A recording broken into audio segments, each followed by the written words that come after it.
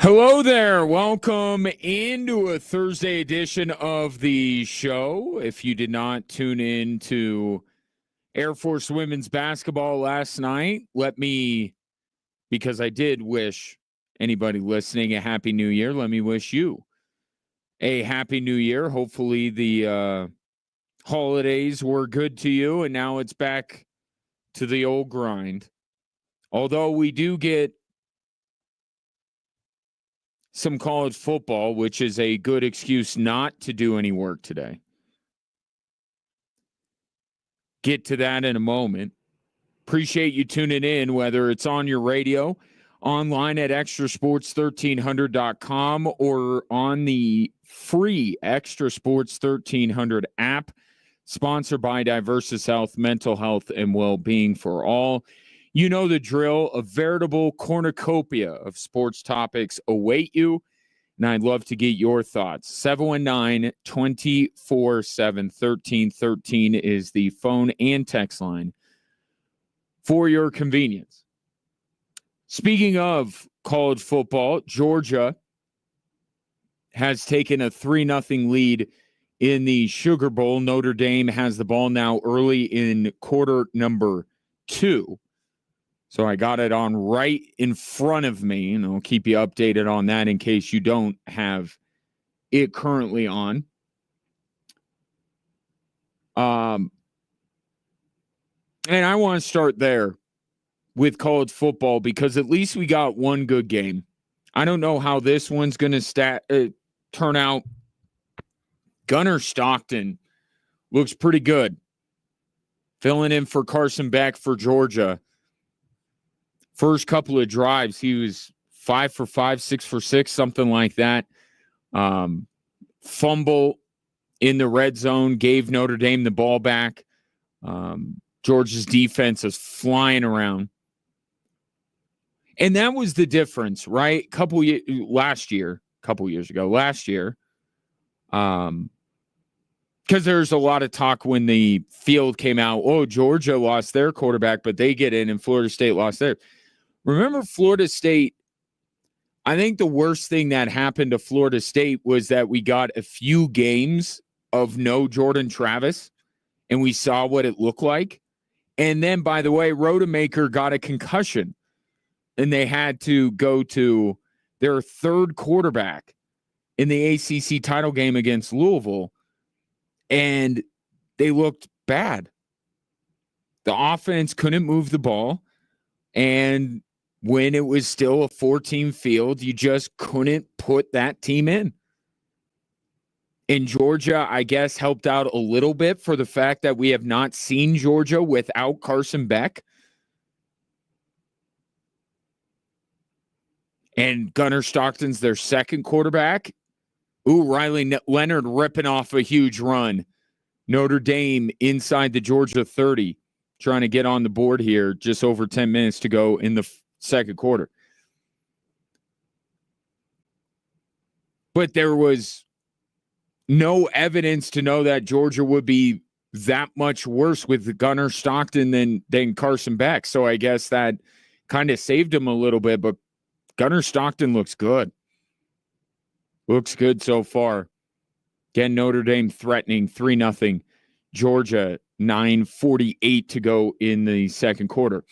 But yesterday, we did get one good game, and it was ASU and Texas, a game that didn't look like it was going to be close. And then it turned out to be a phenomenal game. Yes, Arizona State should have gotten the targeting penalty on Texas. If you've watched enough college football, you have kind of this need. It's not knee-jerk because it's not an overreaction, like this visceral. It's when you see targeting, you know it. You just feel it.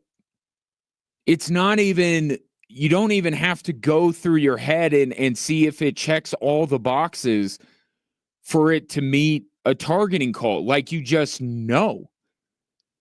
And that hit, I get it. It's not the spirit of the rule, that's how I would describe it. It's not the spirit of the rule. The spirit of the rule is to keep guys from launching themselves at defenseless receivers, right? That's probably the spirit of what targeting is. The problem is there's a letter of the law with targeting, and that's what Texas ran afoul of. That's targeting. I'm sorry. Every time I see a hit like that, that's called targeting. And ASU had all the momentum. They were driving down the field. It was late in the game. ASU very well might have won that game. We'd have to see the rest of it play out. I don't want to be so, as Notre Dame settles for a field goal, we're tied up at 3. I don't want to be so presumptuous to say ASU wins the game, but gosh, it's hard to see another outcome. There always is a pick, a fumble, whatever, missed field goal. Certainly Texas had that happen to them. But that should have been targeting. And ASU very well may have won that football game. But here's the other part of it.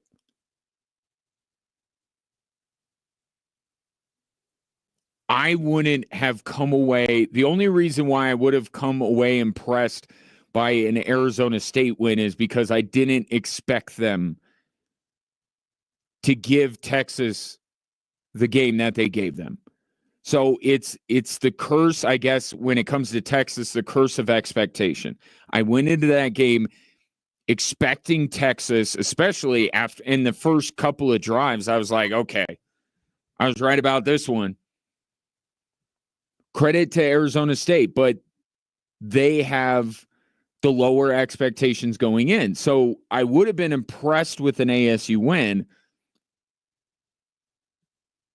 But I still look at those two teams yesterday, especially juxtaposed to Ohio State, and I say neither one of these teams is going to be able to hang with Ohio State. With what they did to Oregon, and it was possible that Ohio State was going to win that game. Right? It was incredibly possible. The last time those two teams met up, if not for some, well, I don't want to say that. I think Ohio State would have lost. Yes, Will Howard mismanaged the clock at the end of the game, but I don't think Ohio State was going to go down the field and score. It was a close game at Autzen. Ohio State, it was incredibly possible that they would win that game yesterday, but to win it going away, to make that a laugher.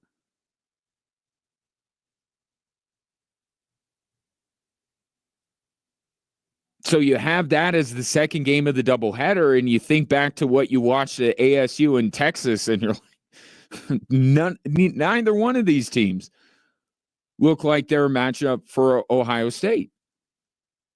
And Penn State, I'm not impressed by. I'm sorry, SMU fumbled it right out of the gate. SMU didn't give Penn State even close to their best game. I don't know what the result would have been, but Penn State probably wins anyway. But SMU played so terribly. And then they go up against Boise State. And this weekend was incredibly difficult for Alabama truthers and Ashton Genty truthers. Right? It was a tough weekend for both of those parties. Kirk Herbstreit was an absolute shambles. If you were making the case Alabama should be in, they did very little to back you up. And if you thought that Ashton Genty should have won over Travis Hunter, and the only reason Travis Hunter won the Heisman is because the media loves him, he's the media darling, Well, what happened when Ashton Genty only played 2 games now against high-level competition and wasn't that effective? And in fact, he kind of played into, and I don't totally agree with this narrative, but it helps CU fans or supporters of Travis Hunter. Like Ashton Genty, to get to what he ended up having, 95 yards, he had to carry the ball like almost 30 times. That was the case that people against Ashton Genty were making. Like he carries the ball so much, of course he's going to rack up the yards. But he was at times, and look, I'm not down on Ashton Genty at all as an NFL prospect. Like the Cowboys could use him, the Denver Broncos could use him. I just think it's the guys he has up front blocking for him as opposed to what Penn State has on the other side of the football. It's not on Ashton Genty that much. And he had some runs where you saw what he's capable of. But Ashton Genty running up against Penn State did not go well. And we do this. Should we do it? Maybe, maybe not. But after the Heisman, after the college football playoff is announced, we see what these teams or these players who we think are snubbed, what they do. And if you did that, they're like, okay, Alabama shouldn't have been in, and Ashton Genty shouldn't have been the Heisman Trophy winner. Probably shouldn't do that because it's not about what they do in the bowl game. It's about what they do during the regular season in their conference championship game if they're fortunate enough to make it there.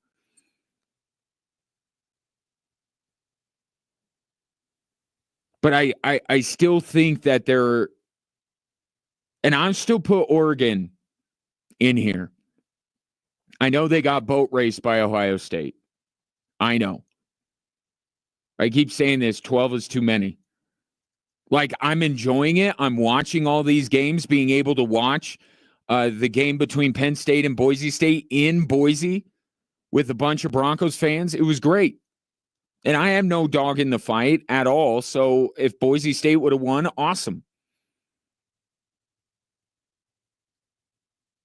Like, I'm enjoying, I'm watching all of it. I can't say that I'm thoroughly enjoying it all, but I like the fact that these college football games are on. There's more of them. It's more of a legitimate playoff, but still, I think we're going to look back at this thing and say, yeah, there was probably only really 4 teams. If that. Again, we'll see. Notre Dame has tied things up at 3. We'll see how Georgia and Notre Dame play in the conclusions we come to at the end of it. But Ohio State, I still think Oregon would have beaten most every team, maybe every team not named Ohio State in this bracket.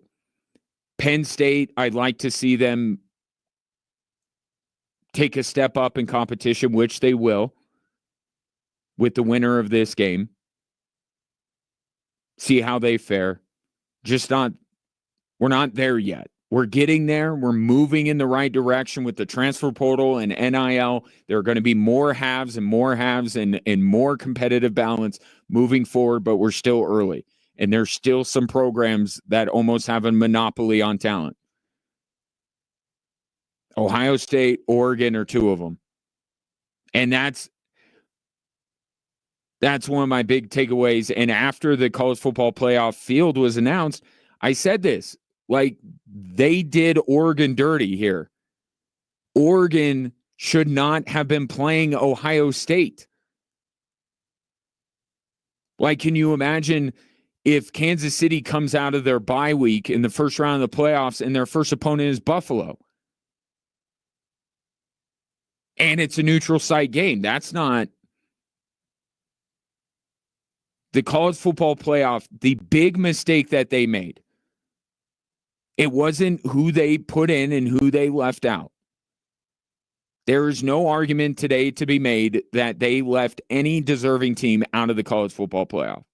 But what is still there is the fact that Oregon should not have matched up against Ohio State, and Georgia should not have an easier path to the national championship game than Oregon. That's not how tournaments work. The College Football Playoff Committee seeded this thing all wrong. And now one of the teams that I felt like was a legitimate national championship contender, the only unbeaten team, Oregon, draws Ohio State, and they didn't do well enough. They got boat raced. But that matchup should not have happened in the Rose Bowl. That matchup should be happening in the national championship game. That's the mistake the college football playoff made. But year one, they'll make some tweaks. They'll change some things. It will get better. And the competition will get better. Georgia punting the ball away here. 3-3, 5:43 to go in quarter number 2 in the Sugar Bowl. Keep you updated on that. Just getting going on this Thursday edition of the show. Love to hear from you. 719-247-1313. Coming up next, let's talk a little Nuggets as they kept on putting up big numbers last night against the Hawks.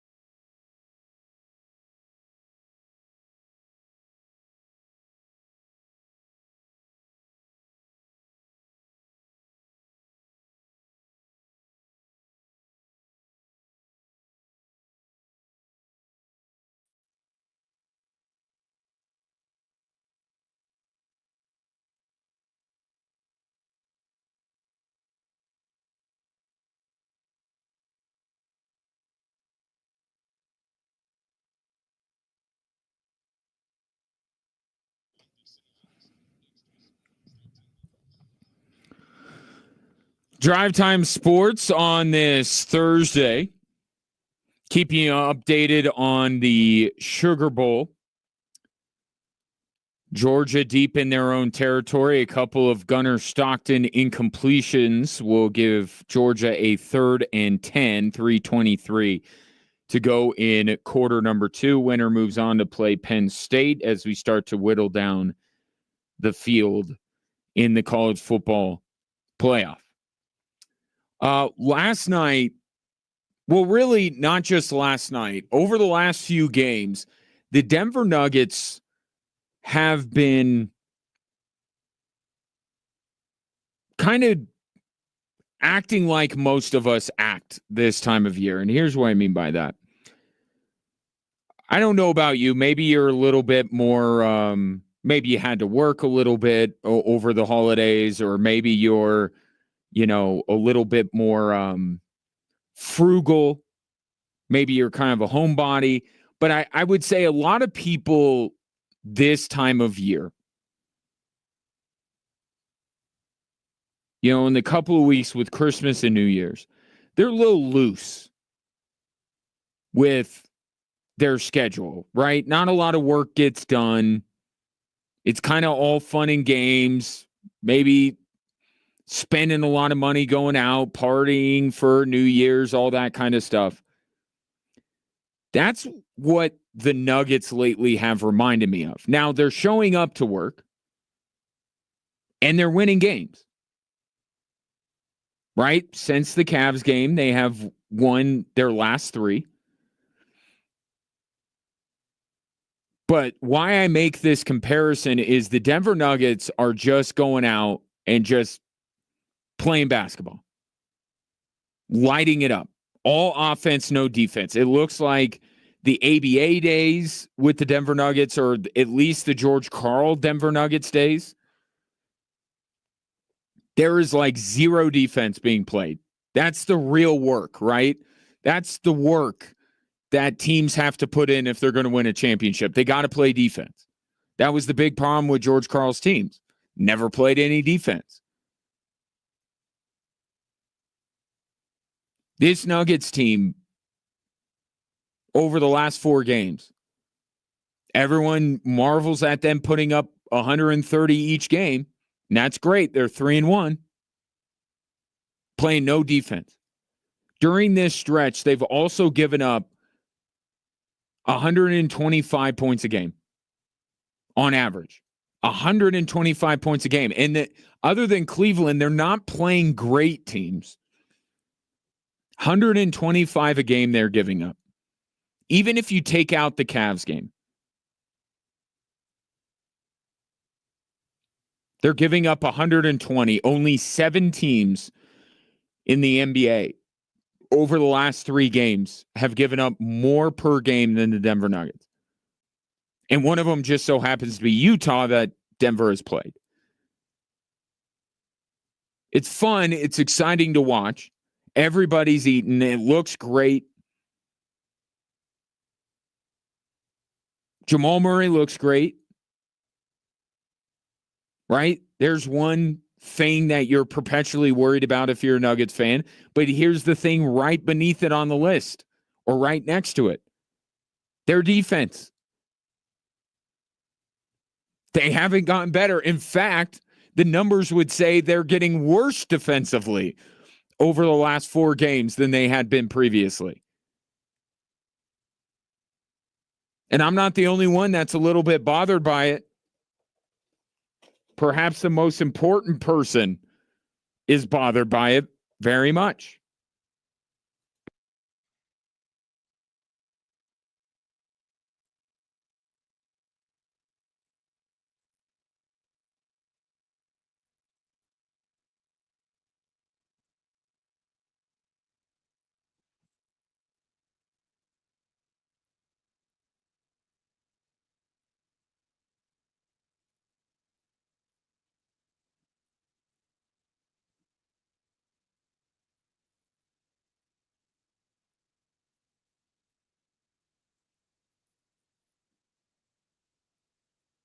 Now,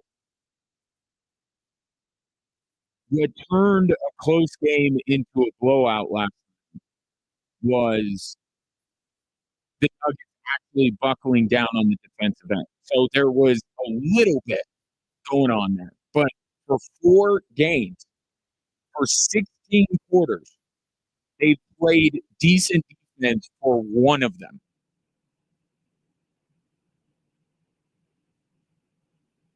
That can't happen.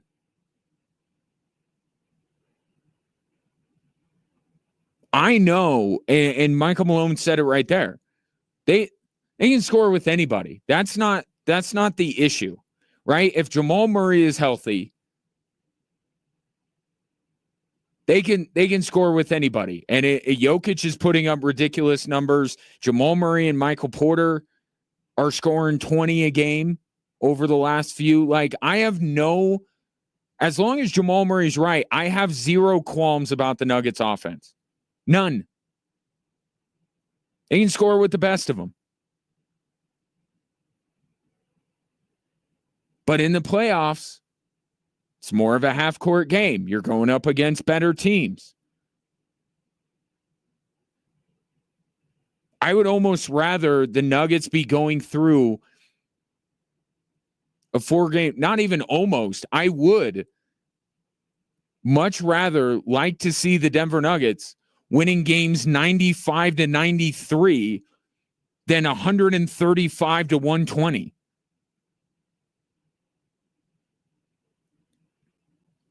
So this is all well and good. And maybe they're just, kind of like the rest of us, not putting in the necessary work, just kind of going out, having a good time. That's what this 2-week stretch with the holidays is supposed to be about. But now the holidays are over. We're past the unofficial start to the NBA season. It's time to go.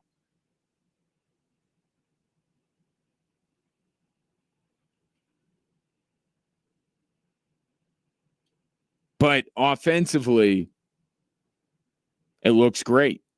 And you know what has worked really well with Aaron Gordon out? Russell Westbrook and Jamal Murray on the floor together.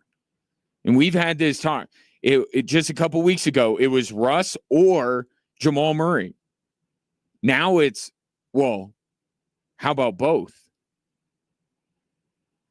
It's look good. And I worry a little bit because I know Jamal Murray came into the league as kind of an off-ball guard, but the Nuggets put in so much work to make him a point guard.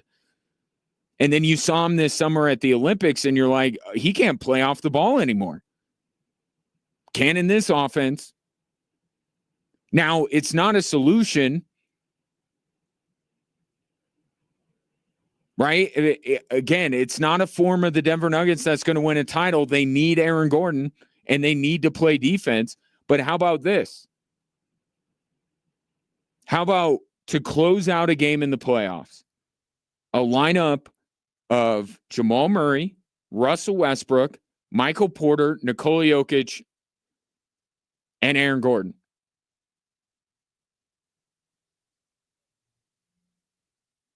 I mean, Russell Westbrook has been at least a willing defender.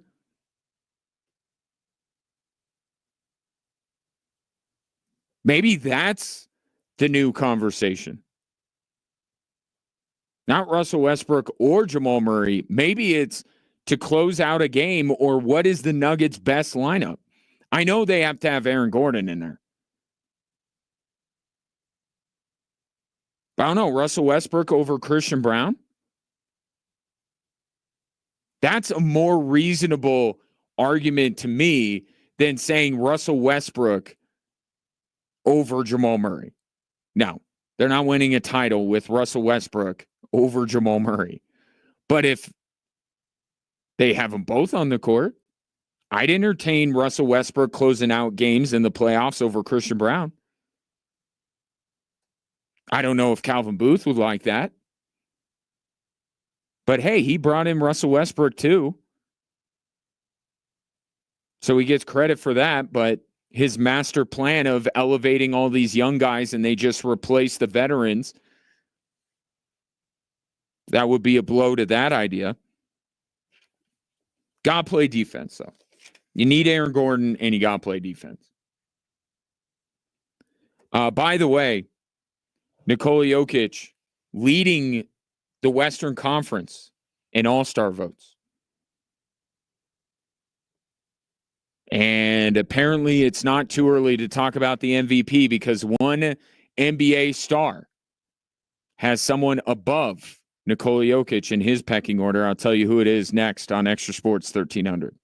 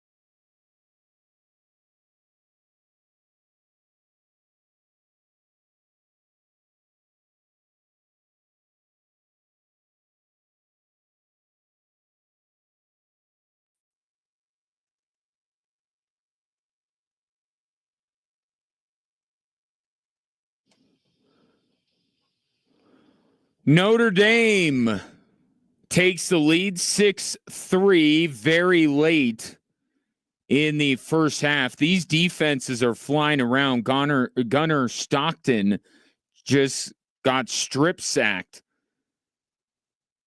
Been very impressed with both of these defenses, Notre Dame and Georgia. And hey, given the way the college football playoff is gone, I'm not a big fan of field goal fests or defensive battles, but just give me another close game. Give me one more college football playoff game in this round that is tight. Notre Dame now has it on the 14-yard line with 30 seconds to go, and Riley Leonard just threw a touchdown. So Notre Dame kicks the field goal, gets a strip sack, and immediately converts it to a touchdown. Jordan Faison with the touchdown catch, and now Notre Dame extra point away from taking a 2-score lead over Georgia. First half of the Sugar Bowl. The Notre Dame fans loving it down in New Orleans. So approaching halftime there. Reminder, you can interact with the show, of course, on the text line or by calling in to 719-247-1313. But also, if you're watching the show, whether it be on Instagram, X, Facebook, you could comment because of technology, and I'll see it and I can read it. Like Mawisha on Instagram talking about the stats I was throwing out about the Denver Nuggets defense or lack thereof, says these stats hurt. They do. They should. I don't care how many points the Nuggets are going to score. I care about how many points they're going to let their opponent score. And by the way, when you're a championship contending team, I know the Nuggets, with the questions about losing Kentavious Caldwell-Pope, the questions around Jamal Murray, the bench,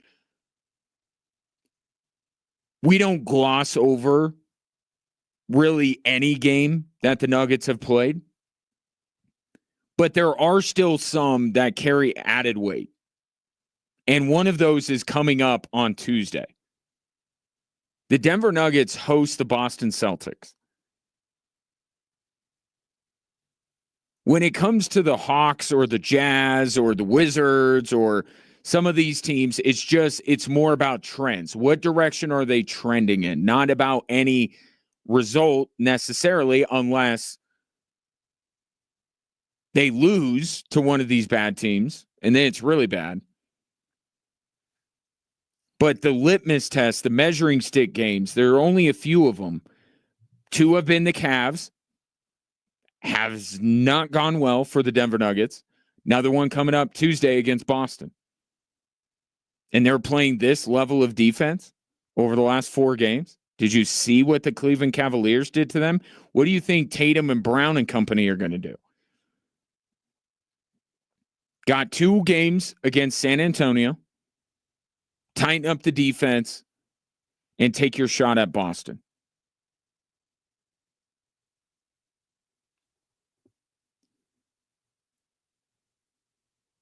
Proof that there's no time too early to talk about the MVP in any league. Anthony Edwards had some interesting comments after playing Shai Gilgeous-Alexander in the Thunder. He said, and I quote, "Shai is the MVP of the NBA to me. He's unguardable. I feel like he should have won it last year." Now, that last part should perk your ears up, given who won. But also, the person saying it feels significant, given that it's Anthony Edwards on the Minnesota Timberwolves,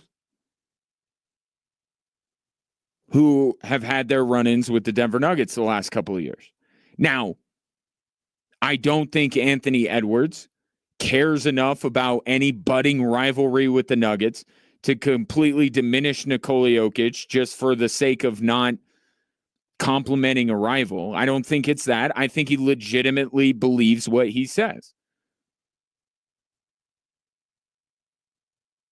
But right now, it is very difficult. As great of a season as Shai Gilgeous-Alexander has had, it is very difficult right now to put anybody above Nikola Jokic in the MVP power rankings, the pecking order. I believe NBA.com does a ladder. It's very hard right now to make an MVP case other than best player on the best team for anyone other than Nikola Jokic. He is literally holding this team together, or has been. And even last night, he puts up one of those triple doubles and he doesn't even play in the fourth quarter. There's still a lot of basketball left to be played. And what you hope is that the Nuggets keep trending in this direction when it comes to their offense and improve their defense, and they look like that championship caliber team that they have yet to look like at any point in any game this season. If you're a Nuggets fan, you hope that they'll start to look that way. And when they start to look that way, it will make the MVP race more wide open. It just will. It's natural. Look at the conversation we're having in the NFL. Josh Allen is the prohibitive favorite. Why? Not because he has better numbers than Lamar Jackson, but it's because he's doing more with less. The biggest impediment to Lamar Jackson being named a 3-time MVP is Derrick Henry. And I don't have a problem with that. By the way, I'm okay with keeping the valuable in most valuable player if there's a situation that warrants it.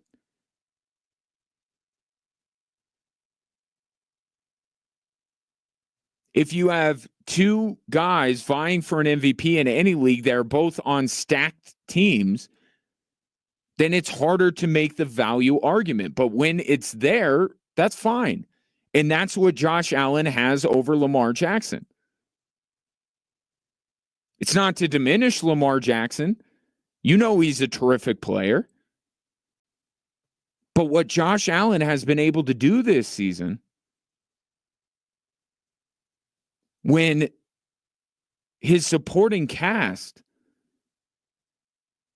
was stripped down in the offseason, and he has them on top of their division and is the number 2 seed in the playoffs and is beaten Kansas City.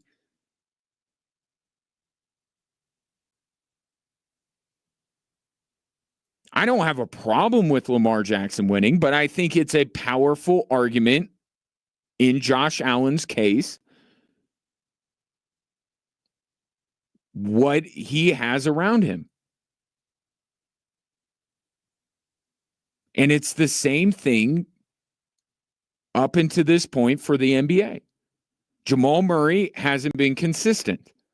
He's been in and out of the lineup. He's been ineffective for long stretches. Aaron Gordon has missed time. And Nikola Jokic is putting up ridiculous numbers and has the Nuggets 3 games back of the 2nd seed, the spot right behind Oklahoma City. So if Jamal Murray stays out there and keeps averaging 21, 22 points a game like he is in the month of December, that will weaken Nikola Jokic's case. Now, enough to completely tip the scales? I don't know, because Oklahoma City Thunder, they're pretty stacked, right? Shai has a lot of help. He's their best player, absolutely, and he's putting up MVP caliber numbers. But right now, to me, it's not even really a debate at this point. Nikola Jokic is the leading MVP candidate.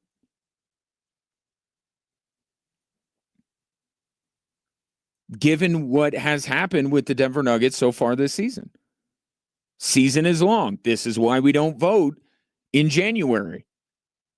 Let's let this thing play out. And by the end of the season, maybe Shai Gilgeous-Alexander has a better case than Nikola Jokic. Maybe some of Jokic's scoring numbers come down.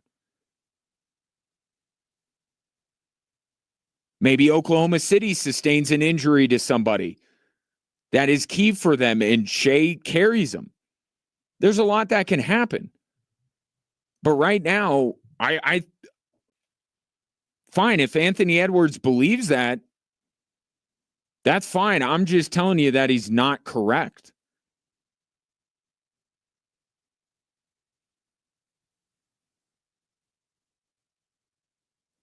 But here's the other thing that last part of Anthony Edwards' comment brings up, where he says, I feel like he should have won it last year. Can we stop with the makeup calls on the MVP? Can we stop doing this? Because ever since Joel Embiid, no, I lie. Ever since Nikola Jokic won his second MVP, it feels like there is a portion of the voting public when it comes to the MVP that is playing catch up. Oh, we should have given it to Embiid, so now we're going to give it to him now. And then a year later, whoops, we shouldn't have given it to Embiid, so now we're going to give it to Jokic. And whoops, we should have given it to SGA because now Nikola Jokic is having his best season ever, and we're not going to be able to give it to SGA because we can't argue with Nikola Jokic putting up better numbers than he ever has. Like, I want this to stop. And it started with Jokic winning his second because a lot of people felt like they should have voted Embiid, but then they get Embiid in a year where he shouldn't have won, and it should have been Jokic again.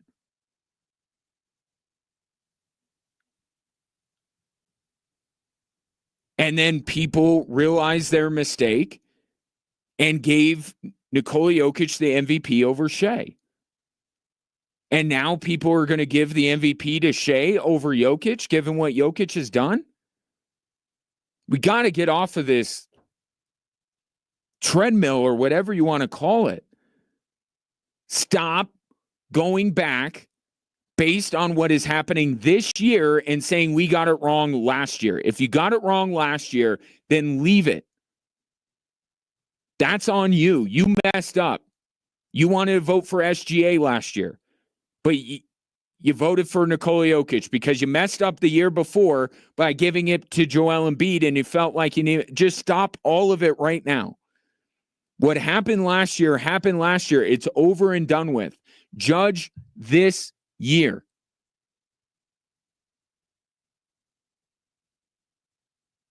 And that's what Anthony Edwards' comments are bringing up. Is he being influenced? Is he saying, man, SGA should have won it last year, and now I'm going up against him, and he's just as good? That's the wrong way to look at it. If you thought he should have won it last year, oh well. You got to base it on this year. And it seems like too many of the MVP voters over the last 3 or 4 years have been trying to play catch up, trying to make up for what they perceive to be a mistake. Stop chasing your mistake. Leave it in the past. Vote on who you think in this year, in this moment in time,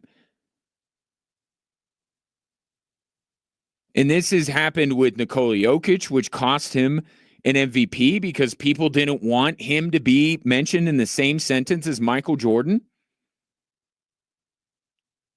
And now many of the same people are talking about how Nikola Jokic's peak rivals Michael Jordan's. So it wasn't okay a couple of years ago to have them in the same sentence, but now it is.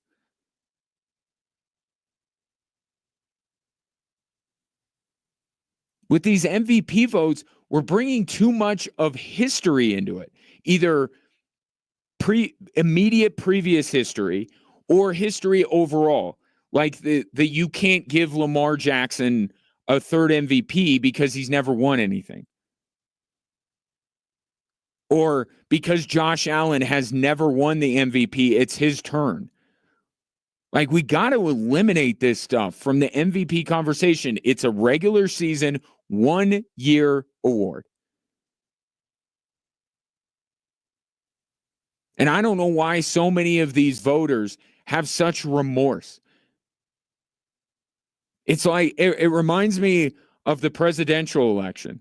And I'm not taking, this is not to get political, and I'm not taking one side or another, but how many people, whether they voted Republican or Democrat, in a recent election, do you check in with them like 6 months or a year later and like, man, I really screwed up? There was tons of voter remorse when Donald Trump was elected, and then there was remorse. People voted against Donald Trump for Joe Biden, and then those same people were like, I screwed up again. Stop compounding your mistake.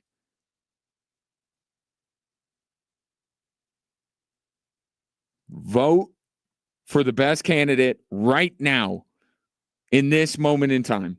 Stop chasing your mistakes. See it all the time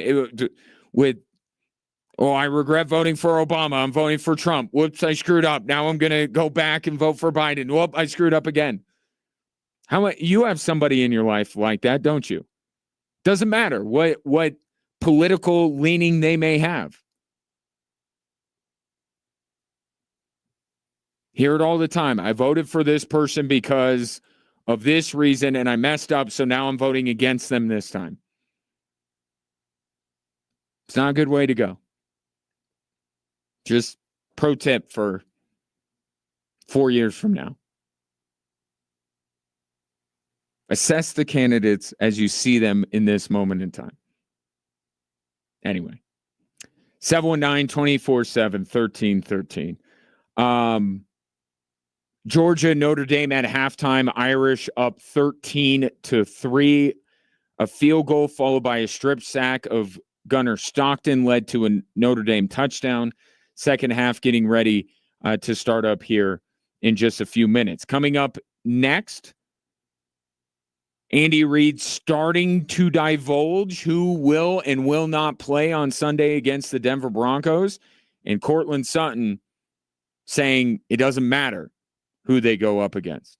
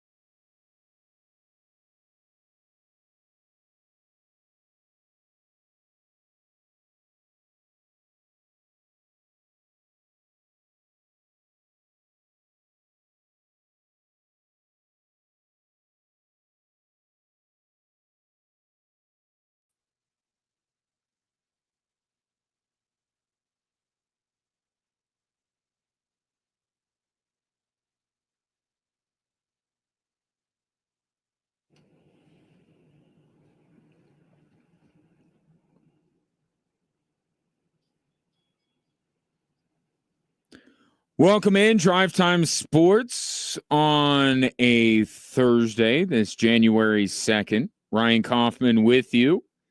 You can watch the show live on a daily basis.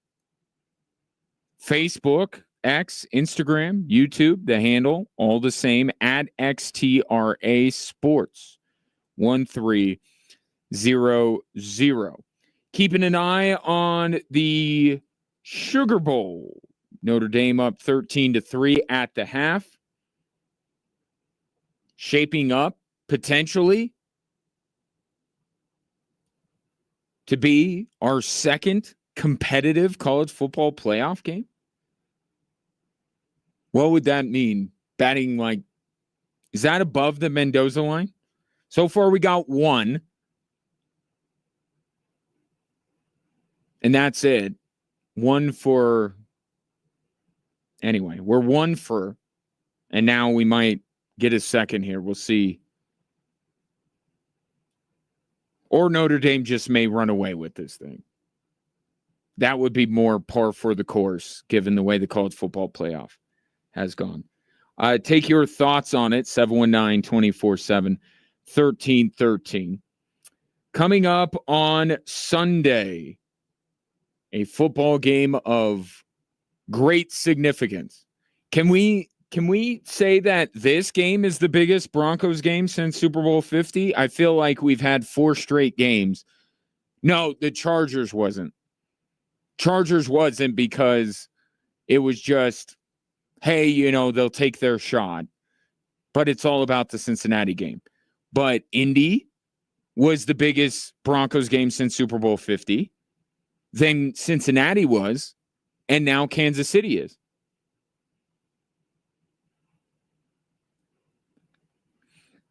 Andy Reid slowly divulging who will and will not play. So far, we're just at Carson Wentz.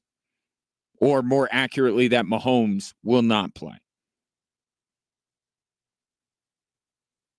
We do know that Carson Wentz will be the starting quarterback of the Kansas City Chiefs on Sunday. And if you think that alone would be enough to tip the scales in the Denver Broncos' favor, if you think that if Mahomes played, the Chiefs would win, and because Carson Wentz is playing instead of Mahomes, that suddenly changes it, I think you need to rethink that. I think Carson Wentz is perfectly capable of being the Denver Broncos. However, it's not just going to be Carson Wentz making his first start on Sunday. We know that. If it was Wentz and everybody else, Kansas City absolutely could win that football game. And even as you go down the list, right? Okay, Travis Kelce, we don't expect to play. No official announcement yet, but we don't expect it. You watched Owen Gray this year? Pretty good. Isaiah Pacheco, probably not going to play. Chiefs got by most of the season without him. So you got to go pretty far down the list till you get to the, Malcolm Gladwell's famous book, The Tipping Point. Right? You got to go a few positions deep before you get to the tipping point where you go, okay. And that is if you're on the fence. If you were on the fence about the result of Sunday's game and were completely dependent on who was not going to play for Kansas City, you can't just say, well, Mahomes isn't playing and Carson Wentz is. Well, Broncos are going to win. Patrick Mahomes isn't even a Pro Bowl quarterback. You see the announcement today? So then you go, okay, well, Mahomes isn't playing, but neither is Kelce. Well, Carson Wentz and Owen Gray would be a decent combination. Not as good. Oh, my gosh, Notre Dame's going to run back the opening kickoff of the second half. Oh, my. It's going to happen. Oh, What I just say, it would be par for the course if Notre Dame just ran away with this thing, and they literally just ran away with the opening kickoff, ran it back 90, I think 7 yards for a tutty. Oh no. We'll really only have Arizona State and Texas. That'll be it. For the first 2 rounds of the college football playoff, there will be one competitive, compelling football game. Pending the extra point, Notre Dame up 20-3 now. This was a 3-3 game very late in the first half. Notre Dame kicks a field goal. Then they strip sack Georgia right before halftime, score a touchdown, and now they run the opening kickback. Momentum's a hell of a thing, isn't it? Anyway, where was I? So if you're basing your opinion on whether the Broncos win or lose this game based on who doesn't play for Kansas City, it's going to have to be quite a few players before you could be really comfortable with it. But that's where we're heading. Right? We know Carson Wentz isn't going to play. Today, Chris Jones, Isaiah Pacheco, Jawan Taylor all did not practice, which is a good indication none of them will play. So you get one of the Chiefs' tackles, you get their best defensive player, you get their running back. Also, McCole Hardman, Mike Pennell, and Trent McDuffie, the most significant name in that group being McDuffie, because we already know Mahomes isn't going to play. If McDuffie can't play, that's the best corner Kansas City has. So we're going to get to the point that if you're basing your prediction on Sunday's game on who doesn't play for Kansas City, there will be enough of them out to tip the scales in the Broncos' favor.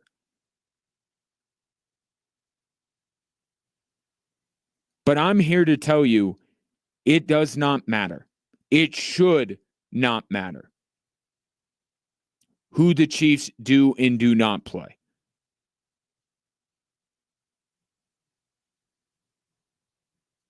Because the Denver Broncos are playing for everything, and the Chiefs are playing for nothing.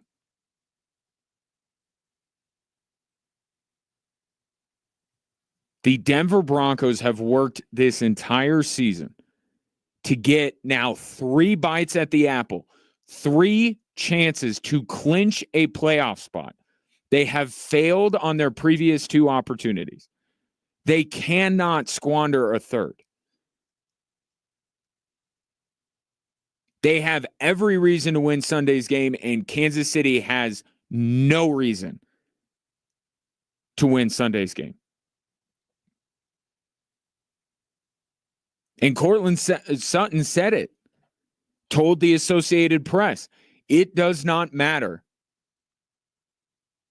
who plays for Kansas City as long as they are wearing a white jersey with red and yellow and they play for the Chiefs.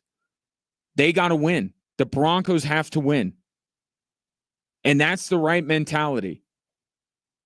The last thing that Broncos need to do is be watching the Chiefs injury report. And I don't think that they are. Sean Payton said it the other day. They're preparing for all of their best players. That's how this works. You prepare unless they're out, right? Unless the guy is out for the season, tore his ACL, whatever. You always on a week-to-week basis prepare for the best version of your opponent. And you adjust if that person does not play. Which should be all the more reason why the Denver Broncos should win on Sunday. If they're putting together a game plan to beat Patrick Mahomes and Travis Kelce and Chris Jones, they should certainly be able to employ that and beat Carson Steele and Carson Wentz It's getting to the point that I don't even know who the Chiefs' leading pass rusher would be. If Chris Jones isn't playing and it's looking like George Karlaftis might not play, it's getting to the point I don't even know who they're going to throw out there. I'm not overly familiar with some of these players. If the Denver Broncos are preparing for Mahomes and Kelsey and Chris Jones and that whole group, and remember, it came down to a blocked field goal. The Denver Broncos had a great game plan against the Mahomes, Kelsey, Chris Jones, Kansas City Chiefs. So it should certainly be enough to beat the Chiefs JV.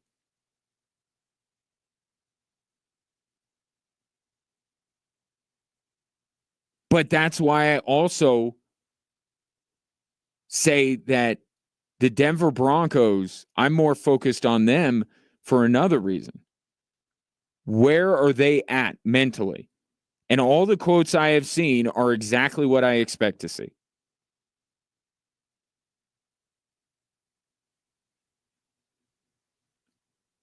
But I am far more concerned with where the Broncos are. Broncos' biggest opponent on Sunday is the Denver Broncos.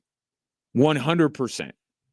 Because they have had two opportunities where they have taken the field and had a chance to clinch a playoff spot, and they squandered both of those games. Not that they got blown out. They had both of those games well within their control. And they squandered it. They blew it. It'd be a different situation if the Chargers just ran all over them. Or if the Bengals blew them out. That's a different type of loss to recover from. The Denver Broncos for 2 games now have been absolutely gutted with their losses. And they have almost no one to blame but themselves. Almost. Joe Burrow, Justin Herbert, there were other players that factored into it. But the Broncos had both of these games. So again, far less concerned with who the Chiefs are or are not playing. This isn't about game plan. This isn't about being ready for this guy or that guy. To me, Sunday is about where the Broncos' head's at. And if something happens to go wrong early, how do they respond? Let's say despite them preparing for Patrick Mahomes and his skill set, that Carson Wentz does something. You know, a blown coverage or something leads to a Xavier Worthy 75-yard touchdown right out of the gate. How do the Broncos respond to that? That's what I'm far more interested in. Chiefs are going to start to announce that this guy's out and this guy's out and this guy's out. Sunday is about the Broncos. And even if the Chiefs were at full strength, the Broncos would have every reason to beat them. And should. And should. If they are the team that they believe they are, they should be able to even beat a full-strength Chiefs team that has nothing to play for, and they have everything. 719-24-7, 1313. Take your thoughts on Sunday's game. Again, Carson Wentz, the only official backup that's going to be playing on Sunday, but I expect far more over the next 24 to 48 hours. Georgia's in a bad spot. Georgia, after Notre Dame ran back the second half kickoff for a touchdown, had to punt it away.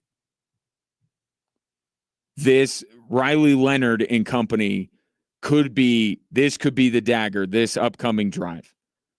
let you know how it goes as we continue on with this Thursday edition of Drive Time Sports on Extra Sports 1300.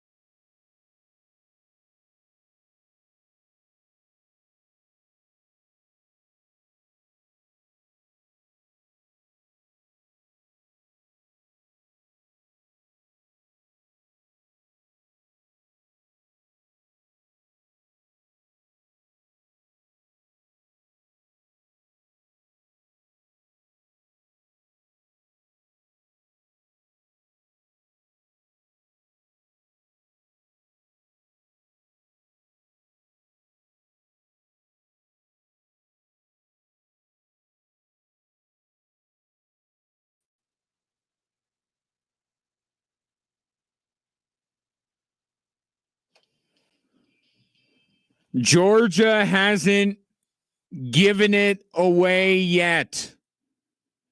A big defensive stop. Georgia gets the ball back, but they are teetering. They need an answer. 17 consecutive points for the Fighting Irish in the Sugar Bowl. Keep you updated on that. Georgia taking the field as we speak for their second drive of the second half. Let's get to a couple of your texts, shall we? 719-247-1313. Tom says if Carson Wentz was capable of beating the Broncos, he'd be starting somewhere. Well, two things with that. One is I said Carson Wentz with Travis Kelce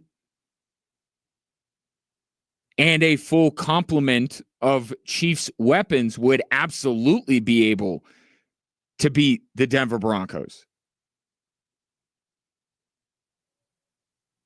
What my point is, Georgia just dropped.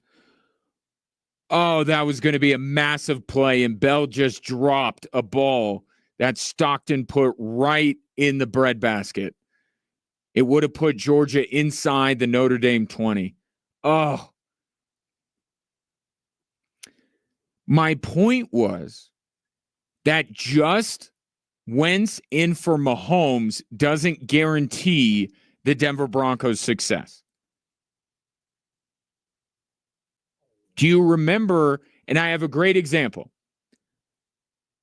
primetime game a couple years ago, Patrick Mahomes, for reasons that I cannot and will not understand, Andy Reid decides to sneak him on a short yardage situation, and for about 2 minutes, I thought that Patrick Mahomes had torn his ACL. You remember that game? Matt Moore came in and absolutely lit up the Denver Broncos. I get it, different teams. But the point I'm making is Carson Wentz and a lot of other quarterbacks in this league would be able to win a one-off with the Chiefs roster.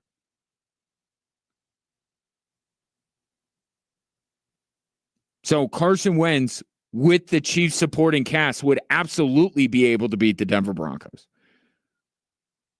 Just from a talent perspective. Now, my bigger point is that it should not matter. Whether it's Mahomes or Wentz or Kelce or Gray or Pacheco or Carson Steele or Chris Jones or George Karlaftis, the Broncos should win this game. Because they have all the motivation. They're at home. They should win this game no matter what. And, by the way, they played the Chiefs down to the very last possession in Arrowhead. But make no mistake about it. Just simply swapping out Patrick Mahomes for Carson Wentz, if that's what you're basing your prediction on for Sunday, I wouldn't change it. I wouldn't change it. If you think the Chiefs were going to win with Patrick Mahomes, you could still take them with Carson Wentz. Now, as these other names come out, maybe it will change as Georgia does end up getting into the end zone. 20-9, pending the extra point. So we might have a game after all in the Sugar Bowl. And beyond that, it's funny you should bring up Carson Wentz starting somewhere. Because Sean Payton said this week the Denver Broncos were interested in Carson Wentz's services. So Carson Wentz was somewhere in the vicinity of being the Denver Broncos quarterback this year.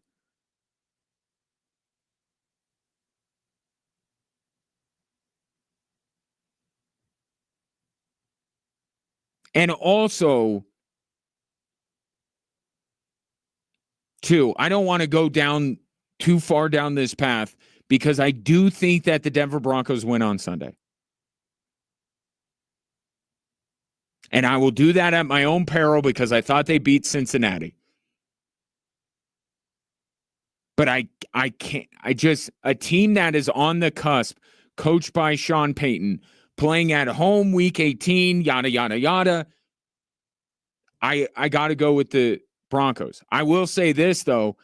Them being favored by 11 is too much. It's too much. I think the game's going to be closer than that.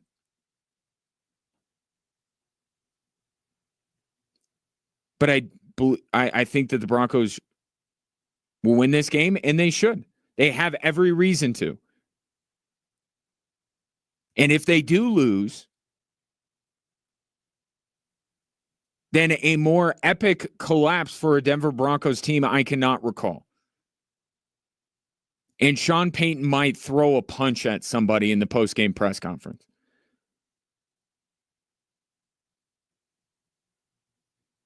That would be an embarrassing way to end a season that had so much hope, so much potential.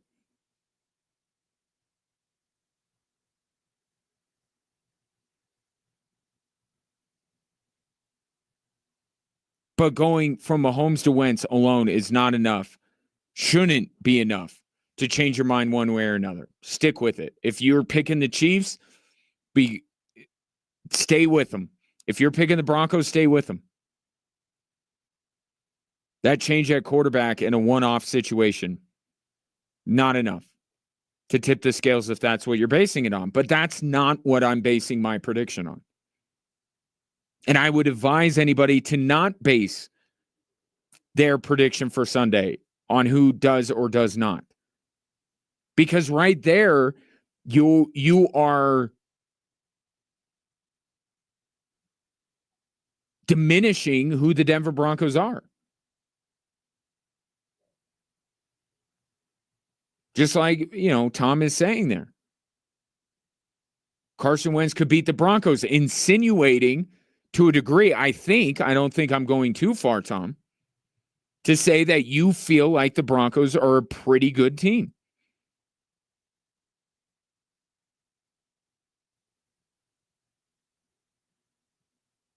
A team that's pretty good with a ton of motivation at home, coached by Sean Payton, should be able to be a Chiefs team playing all of their backups on the road in a meaningless football game. Shouldn't even be about necessarily who does or does not play. Anyway. From the 720, bringing the Nuggets back into the conversation, Malone said on his radio show today that he's coaching to his team's strengths, so expect 140 a game.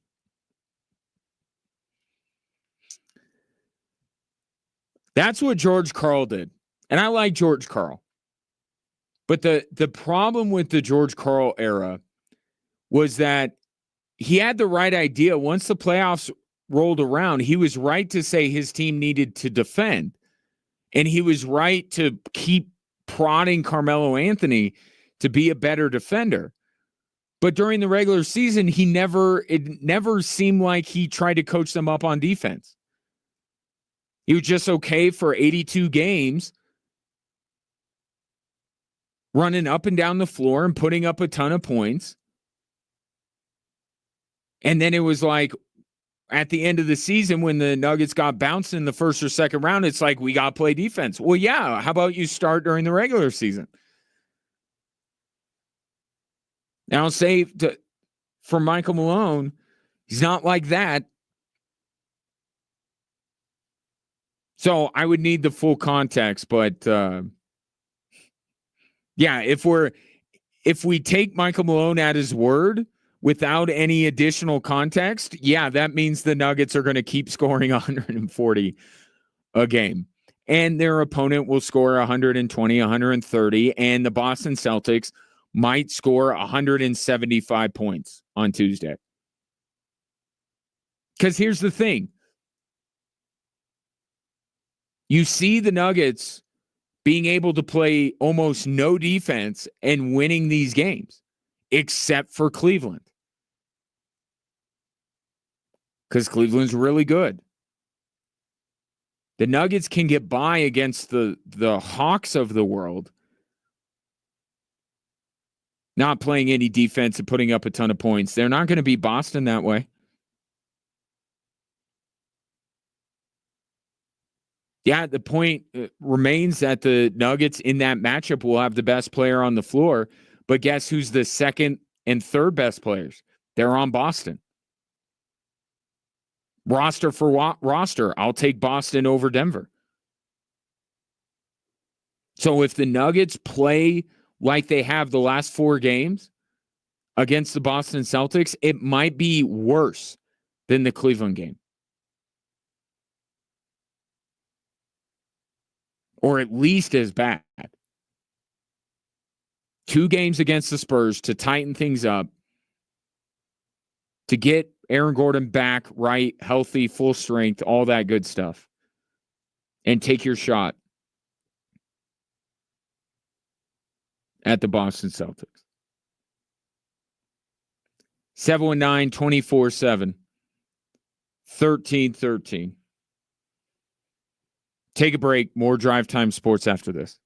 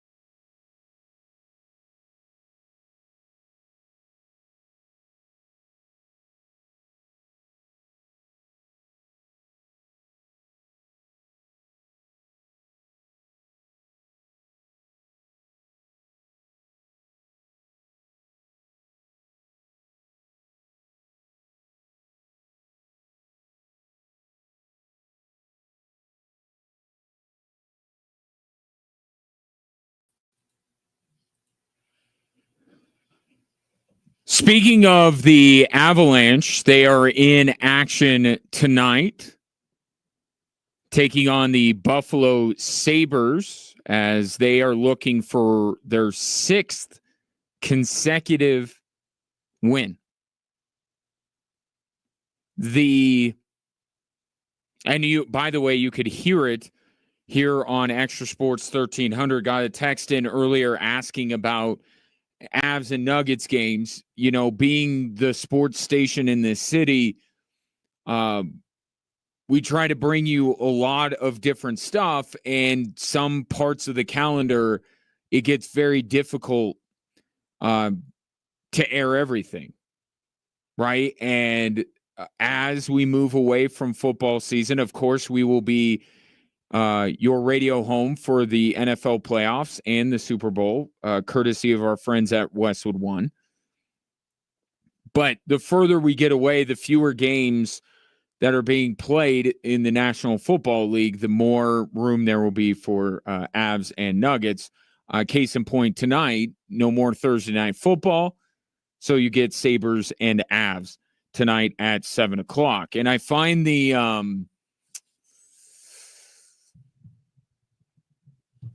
this matchup just given, time is a flat circle. Right? You've heard that phrase. I think I'm using it right. But the fact that the Avs, who are on an absolute heater, and a lot of it has to do with their goaltending play, for this to come back around and then play the Buffalo Sabres when Alexander Georgiev getting yanked in the first period against Buffalo was the beginning of the end of Alexander Georgiev in Denver. I do find this, the fact that they're playing Buffalo at this stage, given all that has transpired since the last time they played Buffalo, it's interesting. Avs coming off of a great litmus test win. I was just talking about the Nuggets going against Boston. The Avs going against Winnipeg will qualify as that. But it turned out to be a litmus test for a different reason. It was a little disappointing that Connor Hellebuck didn't play.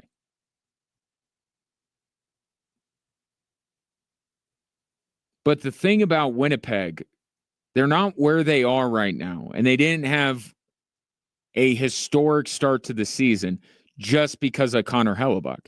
They are the 3rd highest scoring team in the NHL. So while Winnipeg did not have a big piece of their team out there on the ice, and you can't 100% judge that game the same way as you would if Connor Hellebuck were in goal, it still showcased where the Avs are right now and how they are trending. And trending in the right direction feels like it's shortchanging them. The arrow is pointed straight up with this team. Straight up.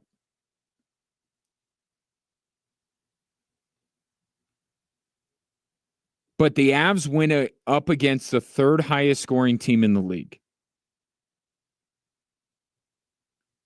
And not only did Mackenzie Blackwood only give up 2 goals, the Jets only had 22 shots in the game for the highest scoring team in the NHL. And they're up there in shots, too. It's not like they take 4 shots and score 4 goals. The Avs held them to 22 shots. And, of course, Mackenzie Blackwood only lets in 2 goals.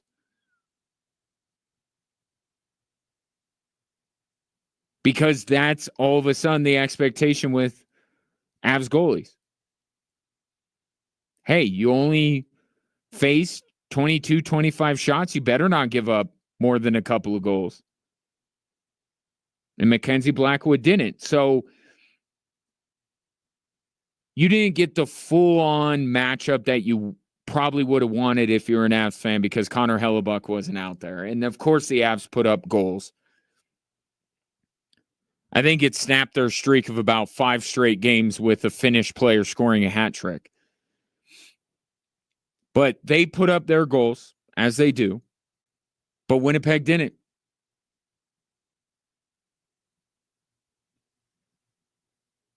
And now they got Buffalo tonight, again looking for their 6th consecutive victory.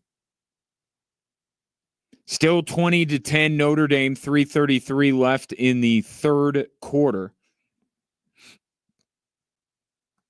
Georgia punting.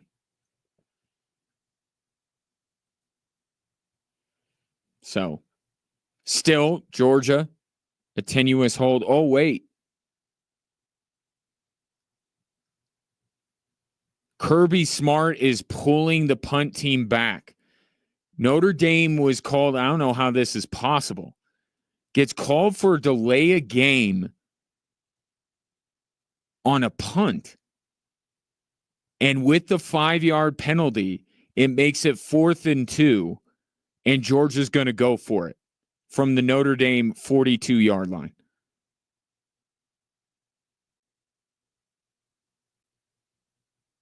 See what Georgia does here. This would be massive if Georgia converts here. And Notre Dame gets the pass rush they need. And I don't know if the pass was complete or not. It was a bit of an underthrow. Notre Dame got pressure right up the middle on Georgia. You're going to see a replay here. And Notre Dame's pass rush has been really good today. They get rushed right up the A gap. And whether it was a catch or not is largely irrelevant because Bell was short of the first down marker. So Notre Dame's defense holds. That's a big stop. It's a big stop for the Irish, who will take over with pretty good field position late in the third quarter, leading by 10. Get another text in from Tom. The Chiefs beat the Broncos earlier this year on a BS blocked field goal. BS blocked field goal. With supposedly the greatest QB in NFL history, and you're telling me Carson Wentz, yes, Carson Wentz would be no drop-off from Mahomes. Not saying that. I'm saying it's not enough of a drop-off. That text, you've been watching the Chiefs all year.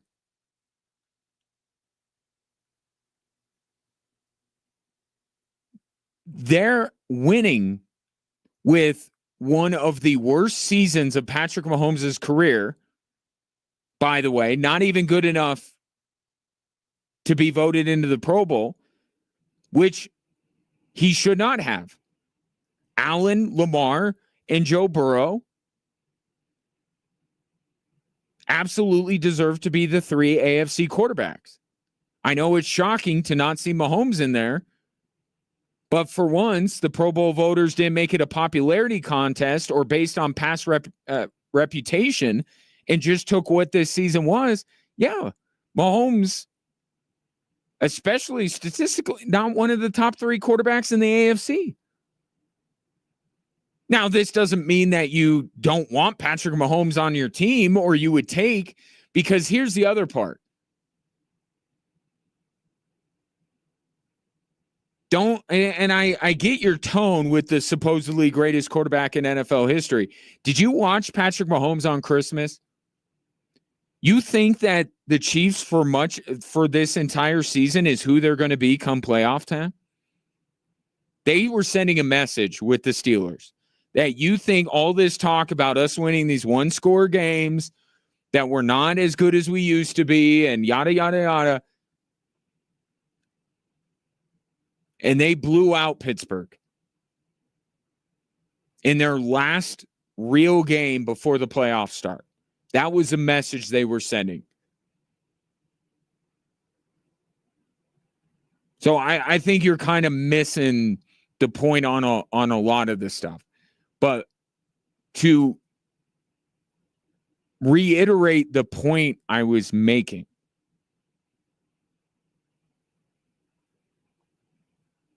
no, Carson Wentz with a full complement of Kansas City Chiefs players around him would not be enough to completely tilt the scales in the Broncos' favor. In a matchup that does not have the weight to it that this does. Taking out, put it in a vacuum, take out the stakes. If Patrick Mahomes had to miss a game and Carson Wentz took over for him for one game, there would not be enough of a drop-off for me to say that the Denver Broncos would absolutely win the game.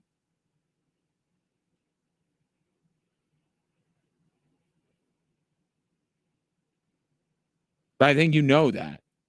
And again, it's beyond the point because Carson Wentz will not be playing with the full complement of Chiefs players around him. He will be playing with the guys that he probably practices with.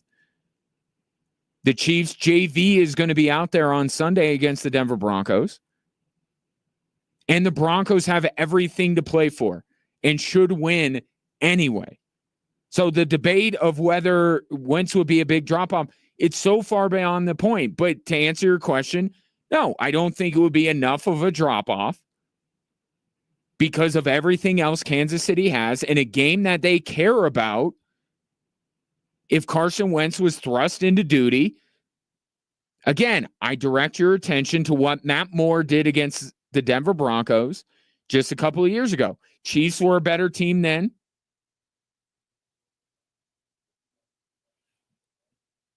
But they went to their quarterback, their backup quarterback, and they smoked the Denver Broncos. With Andy Reid, with Travis Kelce, with Chris Jones, et cetera, the Chiefs can get by against a lesser team with one game with Carson Wentz.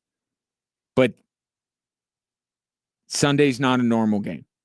Sunday, the Chiefs don't care at all. And the Denver Broncos care immensely, and it means everything to them. That's what Sunday is about more than anything else. 719-24-7-1313. What was the other thing that I was going to bring up in this? Oh, so not a good weekend for those who were pulling for Ashton Genty in the Heisman race. And again, it was based on the regular season, which I don't think Ashton Genty deserved it over Travis Hunter. But if you were hoping that Travis Hunter and the Buffs would struggle, which they did, although Hunter had a big touchdown in that game. If you were hoping the Buffs would do what they did against BYU and Ashton Genty would go out and beat the Nittany Lions so you could puff out your chest and say that Ashton Genty deserved the Heisman, didn't work out. Nobody's happy. Buffs fans aren't happy. Bronco fans aren't happy. No, Alabama fans aren't happy. No one's happy.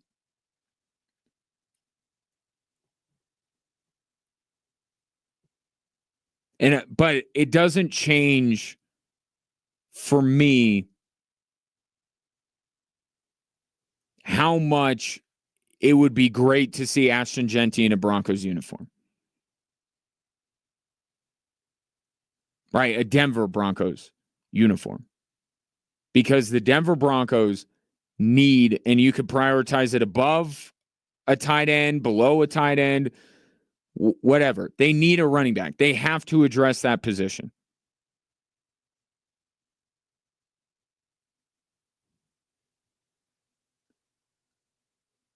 In some form or fashion. So Ashton Jeanty would be a good fit on the Broncos, but he'd be a good fit on multiple teams picking above the Denver Broncos. What if instead of Ashton Jeanty, who for obvious reasons has had a lot of fan support with the Denver Broncos fan base to get Jeanty in Denver next year? What if I said instead the Broncos do something else with their first pick? Now the new hot commodity is Penn State's tight end. I think he might go.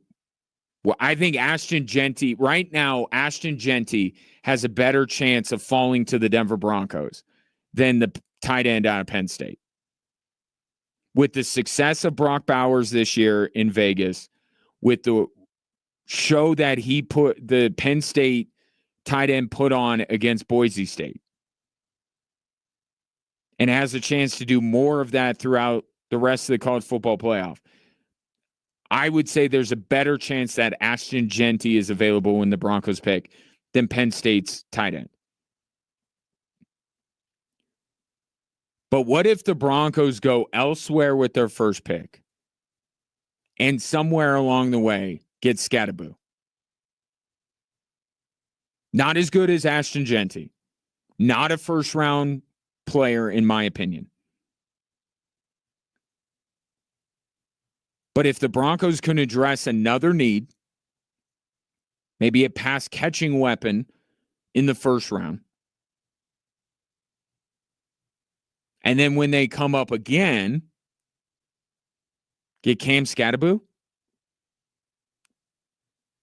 that might be actually all told a better result than just getting Ashton Jeanty. And a lot of it depends. And I know, like, Scatterboo, Broncos fans are going to love this guy, right? He's doing the media tour today. People wondering why he was throwing up on the sideline. He's like Willie Beeman on any given Sunday, where he throws up and then he plays amazing. Any team that drafts Scatterboo is going to love him. It's going to be one of the most celebrated picks that is made by any NFL team in April, is the team that gets Cam Scatterboo.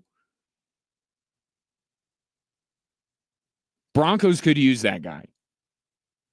Now, whether you would rather have Jeanty or Scatterboo really, I think, depends on, one, how high you prioritize running back for the Denver Broncos. But also, how do you feel about Audric Estime?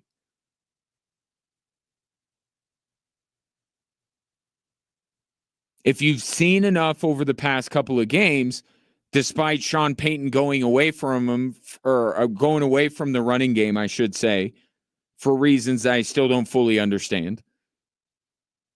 But if you liked what you've seen from McLaughlin and Estime, then while having Ashton Jeanty would be great and would give you a chance to have a back that's better than both of them, you like the other two enough that if you throw Scatterboo into that room and you address another need with the better pick, that might make it a better situation. And look, and I could say that, Scatterboo and Jeanty are in the headlines. Have you checked out this running back draft? It is stacked. It is absolutely stacked. Don't forget the Neal kid that ran all over CU, destroying their season. He's going to be in the draft. Broncos are going to be able to get a running back. Jeanty's going to be the prize, right? He's the best running back in this class. Is deserving of a first-round pick. I don't know that anybody else is, but there are going to be running backs available, and I think one way or another, the Broncos are going to draft one. First round, fifth round, seventh round, third round, I don't know. See where they end up picking, and let the draft process play out. Combine and all that. Broncos are getting a running back out of this draft one way or another. But if they can get Scadaboo later and use their first-round pick on something else, that might be better than landing Ashton Genty, if Genty were even available when the Denver Broncos drafted. Cam Scadaboo, bordering on folk hero status, and his team lost. And he's the most popular. No one wants to talk to Quinn Ewers. We want to talk to Scadaboo. Coming up next, we'll talk a little bit more about Scadaboo and the college football playoff, the three stories that are driving the show. Coming up next, also an update on the Sugar Bowl. A team has scored. Let you know if it's Notre Dame or Georgia next.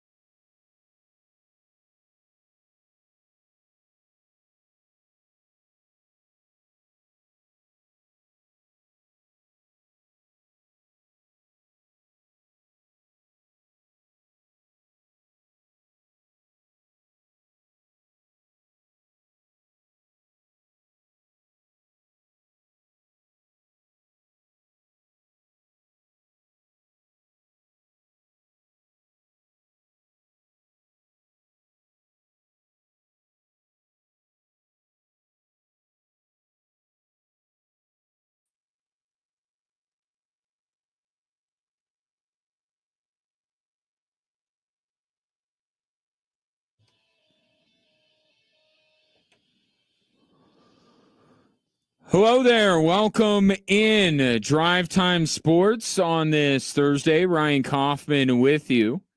Appreciate you tuning in, whether it's on your radio, online at extrasports1300.com, or you've downloaded the free, and when I say free, I mean 100% free, Extra Sports 1300 app, sponsored by Diversus Health, mental health, and well-being for all. Notre Dame has added a field goal. They now lead Georgia 23-10, and Notre Dame has just been called for pass interference on a ball down inside the 10, down to about the 5-yard line. Notre Dame has just been called. You got to look for the ball. Got to look for the ball. Notre Dame defender did not. He had his back completely turned. Marcus Freeman probably making a case about the amount of contact and whether it was actually warranting a pass interference. But the one thing, you don't turn your head, you're probably going to get called for it. So now Georgia in business on the Notre Dame 15-yard line. 10:51 to go in the fourth quarter. Notre Dame leading Georgia 23-10. Keep you updated on that. In the meantime, here's what else is going on. The 3 stories that are driving the show.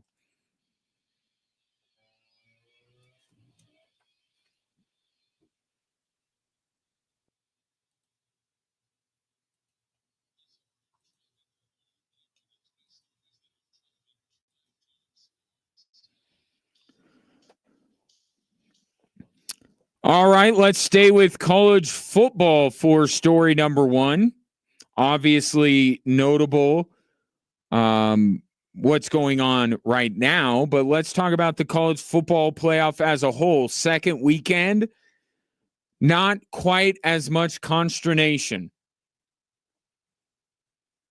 right? And there are a couple different reasons for it. One, Alabama stunk up the joint, looked the furthest thing from a college football playoff snub. And what a way to thumb your nose at the college football playoff committee than by looking like absolute garbage in your bowl game. And what timing for Jaden Milroe to declare for the draft. Ooh, where's his draft stock right now? Yeah, tough weekend for Kirk Herbstreit because Alabama did not do.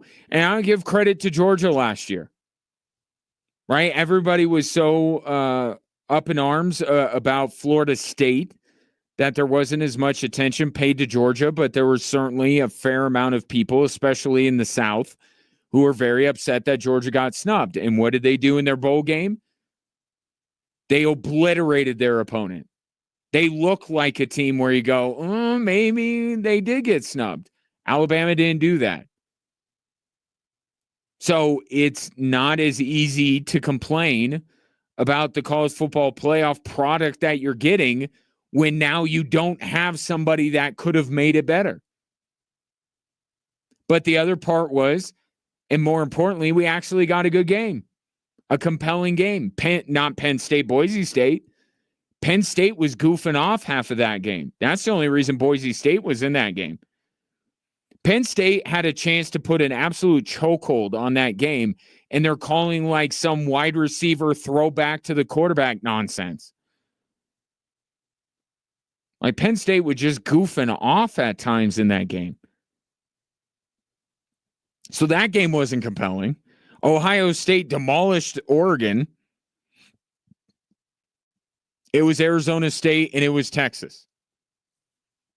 And yes, Arizona State should have had more of an opportunity to win that football game because the referees apparently didn't see what we all saw in a clear targeting. Clear targeting. I'm sorry, we don't have to check boxes anymore. We know what targeting looks like. We have an instant reaction. That's targeting. We know it by now. Why don't the referees? That was a blown call on their part. And it's not too far of a leap to think that Arizona State might have won that football game had that not been called. But they had their opportunities in overtime, didn't get it done. and Texas moves on. But I'll tell you this. Style points matter, especially right now with the college football playoff in the state it's in, where it seems like so many of these matchups are lopsided. Texas is going to have to elevate their game. Steve Sarkisian said that they're capable of playing better than this. I would hope so. And they need to play a lot better, because Ohio State threw down the gauntlet to everybody else remaining in this college football playoff, which is basically, if you're not Michigan, you better step your game up to a few levels above where you're at. Ohio State had the statement of the college football playoff so far. An Oregon team that is absolutely worthy of a national championship. And Ohio State made them look like they didn't even deserve to be in the playoff. Of course, we know better. We know better. We know that the college football playoff committee screwed up the seeding, and we should not have gotten that matchup in the Rose Bowl. But credit to Ohio State.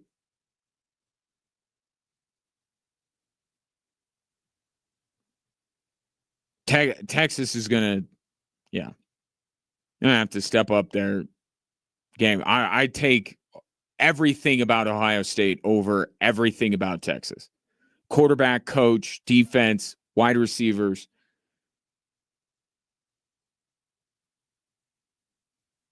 Texas has some work to do if they're going to hope to beat Ohio State. And then Penn State, I don't know what to make of them yet. Credit to them for winning a couple of games, but I think they played with their food against Boise State. They could have very easily made a similar statement. It wouldn't be looked at the same way as Ohio State being Oregon, but Penn State could have routed Boise State, should have. They played with their food. And now I'm not overly impressed with Penn State through 2 games. And they're going to get the winner of a very a lot of penalties, but both of these teams look really good. Notre Dame and Georgia. But Ohio State with absolutely the statement of all statements. Housing Oregon the way that they did. Take it locally for story number 2. Denver Nuggets last night win another game in which they put up 130-plus points. The problem is, and what I choose to focus on more, because call me, a pessimist, I look at the fact that they gave up 120, and they keep doing this. That's what my big takeaway is. I know that the Denver Nuggets can put up a ton of points. If everybody's right, and Michael Malone said this after the game. He was like, I know we could score with anybody. Got to defend. I'm not as impressed with the Nuggets putting up 130 a game as I'm critical of their defense. It's one of their big things, the defense. And they got Boston in like 5 days.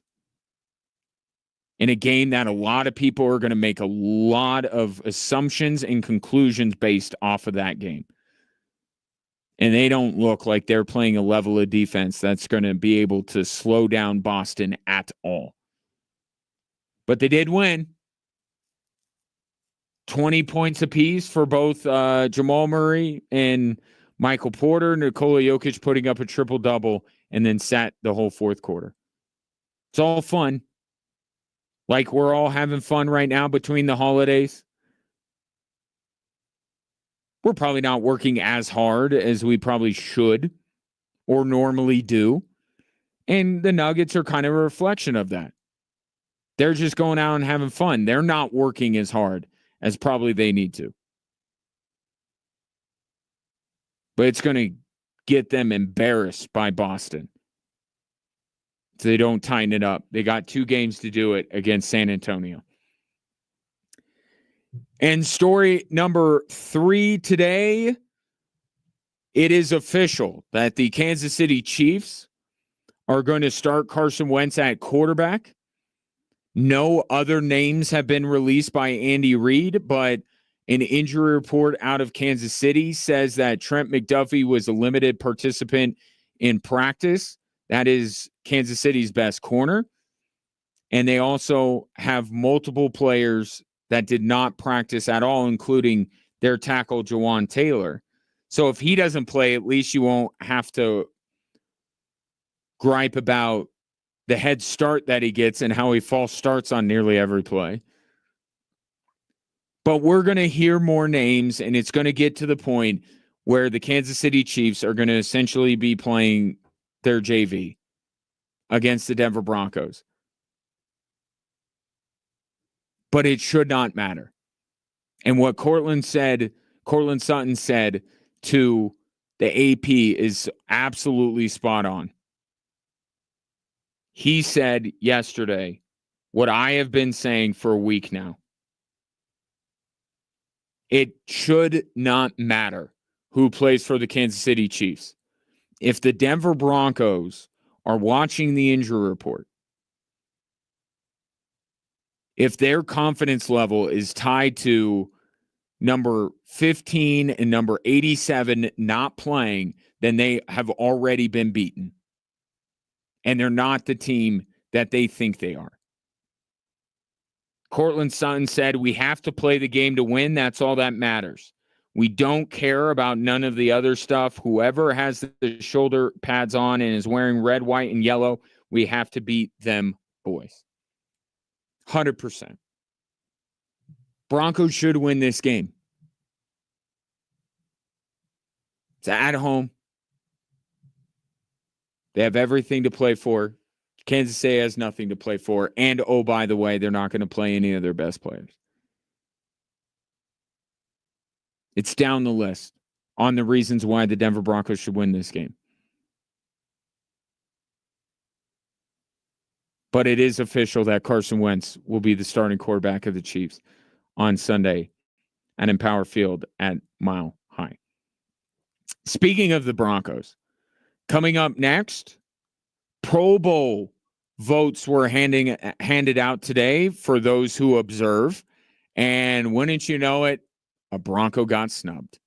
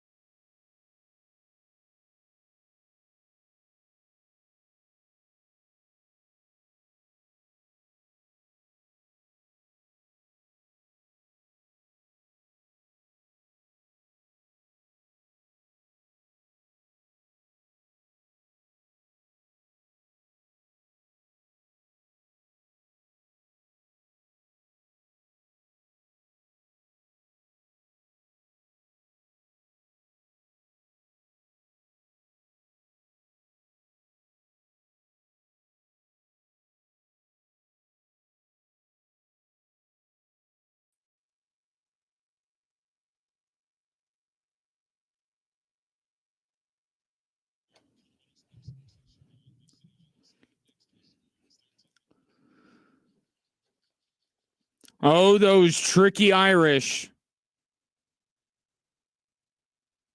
We are tricky. We're a tricky bunch. Leprechauns and all that stuff. Notre Dame had a 4th and short in their own half of the field. They had the punt team out there. And then at the last second, Marcus Freeman runs in his offense. Right? Quick change. Well, Georgia got their defense out there. That's not the issue. The issue is Riley Leonard lined up, called for the ball on the snap count, and the center waited a beat, and Georgia jumped offside. Absolutely by design. Marcus Freeman told them Leonard is going to initiate the snap count and it's going to look like it's time to go. Wait. Nobody on Notre Dame moved. Georgia jumped. Notre Dame keeps the ball. And Riley Leonard, a couple of plays later, runs for a first down. Notre Dame driving up 23-10. Kind of feels like a score of any sort. And now be a dagger. And Notre Dame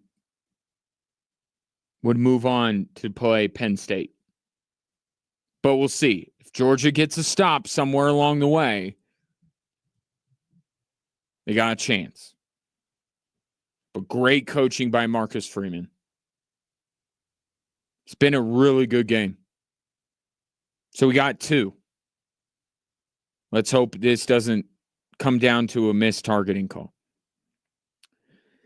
Pro Bowl voting is out, and I've been on the record with this. I'm not going to get fake outraged over people who are snubbed from the most meaningless all-star game in all of sport. Okay, because that's what the Pro Bowl is. However, that doesn't mean that there aren't deserving players that get snubbed. And it doesn't mean that you can't feel for those players. Do I care? I don't care who's playing in the Pro Bowl because I don't watch. I don't. So, but I can acknowledge when a player is probably deserving and did not get in. Broncos get 3 Pro Bowlers: Nick Bonito, Pat Surtain, and Marvin Mims.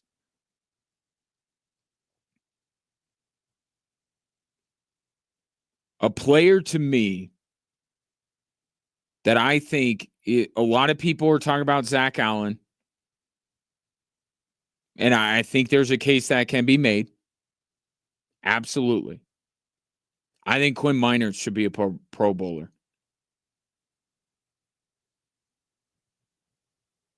I think he should. And I would probably, looking at the position group, Zach Allen's got a lot of other really good players. Not to say that he wasn't as deserving as them. I think he was. So honestly, you could probably say that 2 Broncos got snubbed. But the one that I feel like is a bigger snub is Quinn Miners. The way that this offensive line has played, and he has been the most consistent. He is in many ways the face of that offensive line. I think he deserved to be a Pro Bowler. And how often do we talk about a guy playing at a career best level, career high level, when he's about to get paid and then drop off the next year? That has not been the case for Quinn Miners. He got paid, and his level of play has not dropped off one bit. So I'll see your Zach Allen and raise you a Quinn Miners. But both have a case to say they were snubbed. I'm not going to watch the game. Doesn't matter to me, but I know it matters to Zach Allen. He has been all over social media today. It matters to him. Probably matters to Quinn Miners as well. That's where the extent of my empathy is. Not going to go on a rant about who got snubbed from the Pro Bowl. I'm sorry. I don't have it in me. But I can feel for the guys that it means a lot to, and especially the ones that have a chance to be a Pro Bowler for the first time. It's meaningful to them. So when you see Zach Allen on all over social media, you know he's upset about it. And you feel for the guy because he probably did deserve to be a Pro Bowler. But so did Quinn Meinerz. And if I had to pick one, I'd go with Meinerz. The fact that the Broncos offensive line does not have any representation in the Pro Bowl,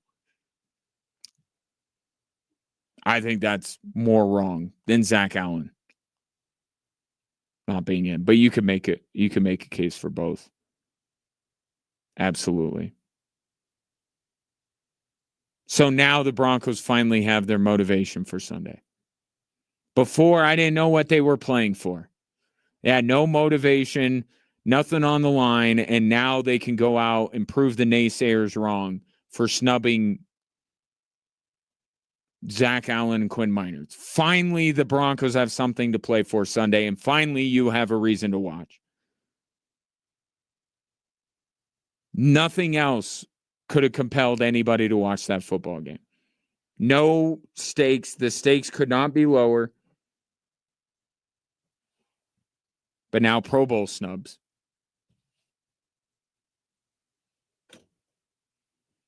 That's a joke for those of you who are not familiar with my brand of humor. And yes, I am going on tour this summer. I'm opening up for Sebastian Maniscalco on his tour.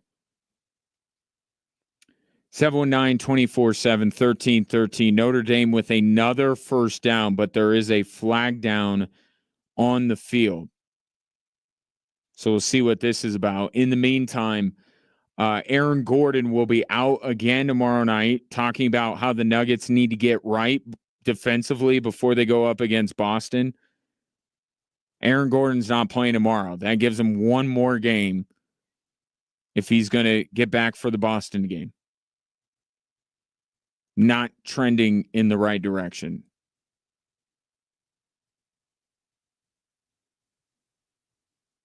The legal procedure penalty on Notre Dame, so that'll back him up. Yeah, it's been a compelling game. The talent has been on display, but there have been way too many penalties in this game. 3:12 to go in the fourth.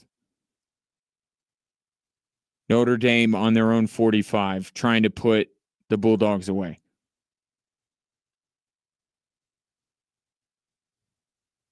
And that's not going to get it done. Minimal gain on a run. Brings up third down and long. So no Aaron Gordon tomorrow night for the Denver Nuggets. No Valeri Nichushkin tonight for the Colorado Avalanche. He's got a lower body injury. Jared Bednar hopes it's not serious. He is, like all of us, day to day. So no Nichushkin tonight for the Avs. But here's the other thing from that Winnipeg game, and I'll continue to harp on this throughout the season. If they're going to win the Stanley Cup, they need Casey Middlestat. They need Casey Middlestat to contribute. And everybody except Gabriel Landeskog is pretty much back. Right? Their top six is intact. And I leave Gabriel Landeskog out of it because I'm not riding that roller coaster. Okay? If he comes back, great. If he doesn't, I can't say that I would be shocked. But they got Jonathan Drouin back. And you see Casey Middlestat score a goal. Right? The top six. Well, now Nichushkin's hurt, I guess, but it's not serious. Or at least Jared Bednar hopes it's not serious. They have to get contributions in the playoffs from Casey Middlestat, and they got none last year. And somewhat understandable, somewhat forgivable. This is a young guy, hadn't played for anything meaningful in his short NHL career, playing in Buffalo, comes over to the Avs midseason, always a little bit tricky to get integrated into the team and be playing at your best. But now he's got a full season. And there have been stretches this year. As much as we talk about McKinnon and Rantanen, they put up points every game. I'm not asking Casey Middlestat to put up points every single game, but to go 3, 4, 5, 6 games in a row without a point, that cannot be the case come playoff time. To me, he, especially now that it seems like they've settled the goaltending situation, he is their X factor.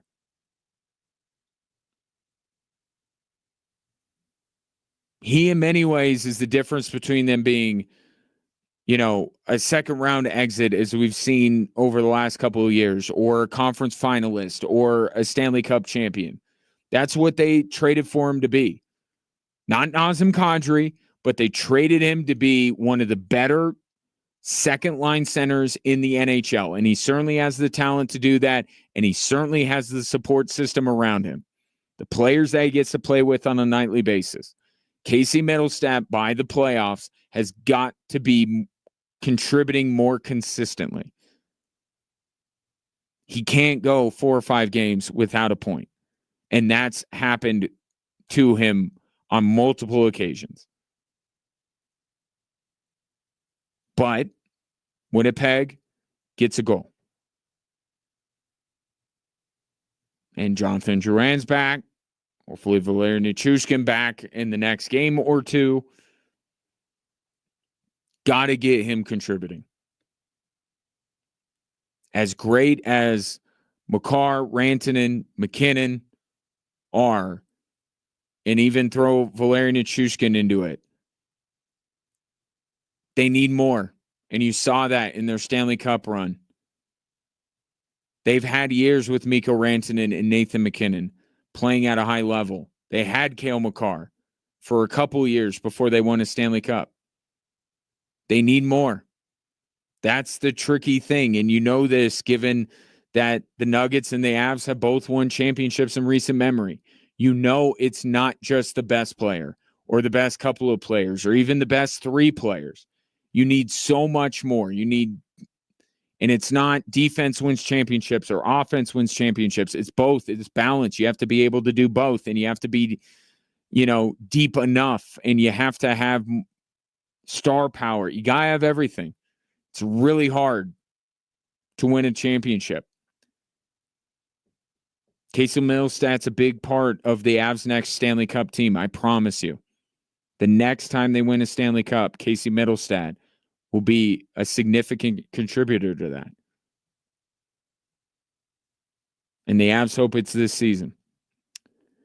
Notre Dame had to eventually punt it away, so Georgia hanging on by a thread. They have the ball deep in their own territory. They got to move. They're down by 2 touchdowns, and there's a $1:49 to go. We'll keep you updated on the Sugar Bowl, but it sure looks like Notre Dame is going to punch their ticket to face Penn State in the next round.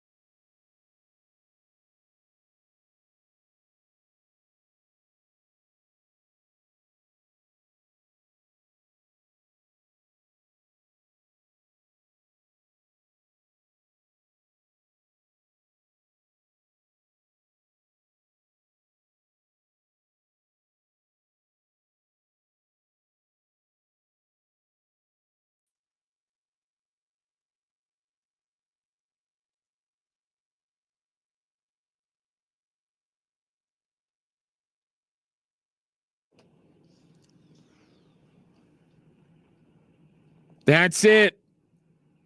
Sugar Bowl has gone final.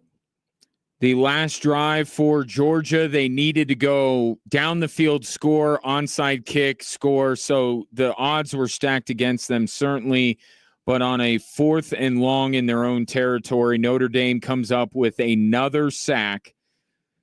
And the Irish will move on to play Penn State in our college football playoff semifinals. Have been set. It will be Ohio State against Texas, and it will be Notre Dame and Penn State. I don't think it's a surprising 4. I mean, I'm sure there were plenty of people that were picking Georgia, but you're not shocked that Notre Dame is where they are, and you're not surprised at all, shouldn't be, about the other 3 teams in. Ohio State's the other one where you could have seen Oregon for sure. Penn State and Texas, it would have been I don't want to say catastrophe because that would depend on, your fandom. It would be a major upset if Texas and Penn State weren't there. Because of how poorly the playoff committee seeded this thing, Penn State had the easiest 2 games that anybody did in SMU and Boise State. And Texas,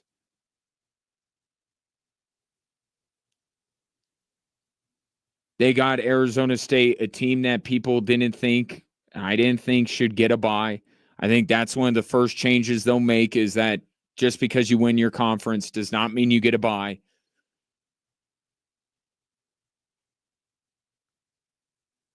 But Texas State didn't impress. You're not surprised that they're here.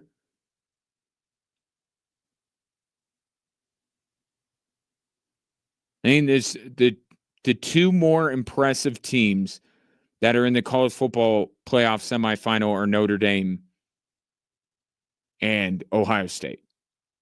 And I have some serious questions about Penn State in Texas. Notre Dame's defense I don't think it's as simple to say, well, Georgia didn't have Carson Beck, and that's why they lost. Carson Beck wouldn't have been able to deal with the pressure that Notre Dame was bringing. Maybe there's a play or 2 that could have been made by a player like Carson Beck. But I look at that game, and I've been watching the entire thing. Notre Dame deserves a ton of credit. They outclassed Georgia. And it wasn't just the fact that Georgia was playing with its backup quarterback. That's going to be a great matchup. Notre Dame and Penn State. Ohio State and Texas could be. If Ohio State is right and Ohio State plays nearly the way they played against Oregon, they will have no problem with Texas. None whatsoever. Penn State, Notre Dame is going to be a game. I've not been impressed with Penn State because more than any other team, they should have been the ones with multiple lopsided victories. Now, they were in no danger of losing either to SMU nor to Boise State, but style points matter when it's perceived to be as big of a mismatch as Penn State's 2 games were. I think we're going to get Ohio State and Notre Dame.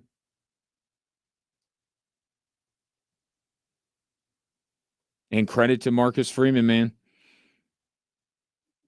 Right? A lot of people wanted Notre Dame out of consideration for the college football playoff when they lost to Northern Illinois. And that's one of the benefits of this expanded playoff.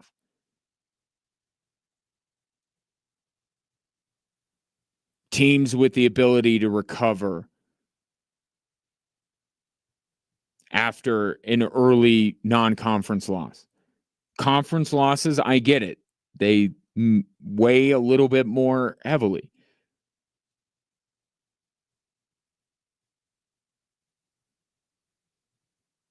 But really good teams can have a bad day. And Notre Dame had a bad day against Northern Illinois, and it was their only bad day. But in a 14 playoff, they don't get in. And now here they are, one win away. And maybe I'm being a prisoner of the moment. I'll sleep on it, get back to you. I think Notre Dame's beating Penn State. And I sure as heck think Ohio State's going to beat Texas. That'd be a good final. Ohio State, Notre Dame. So that'll be the semifinals. And then obviously the circumstances surrounding this game were incredibly difficult. And they absolutely made the right call to postpone. And the reason why they played it as early as they did is because both teams, in case they won, wanted to get ready for their next opponent.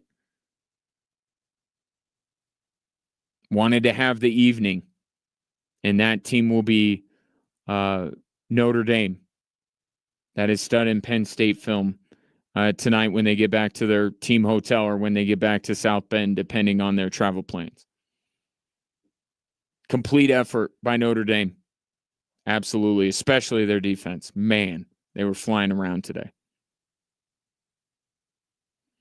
Coming up tonight, 7 o'clock, Avs taking on the Buffalo Sabres. That will be the primary topic of conversation tomorrow, along with, obviously, the last time you and I will get to interact before Sunday's game with the Broncos and the Chiefs. Be a shorter show tomorrow because we have the return of Air Force hockey. They're out of their holiday break. They're taking on Sacred Heart tomorrow. Our coverage starting at 4:30. So get in early, right at 3. Chop it up. Get ready for the weekend. Notre Dame beating Georgia. And they'll play Penn State.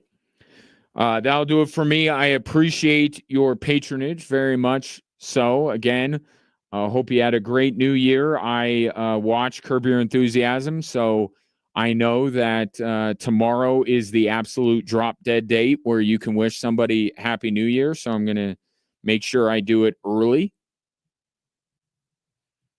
And enjoy your evening. Enjoy Avs and Sabres. Talk tomorrow at 3.